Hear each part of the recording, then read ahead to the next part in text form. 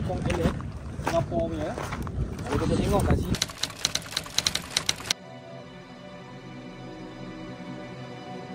ni dulu memang British memang jaga betul-betul lah. Sebab dulu dia ada pasang pagar. Depan tu ada batu tu, kalau kita nampak batu tu.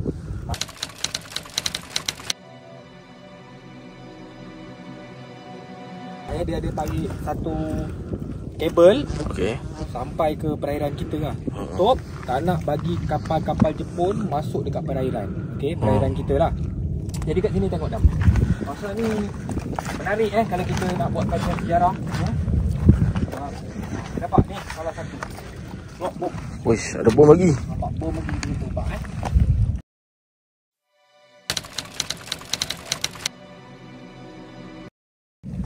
Ni kalau kena ni, berkecai tu kot. Kita akan explore lagi.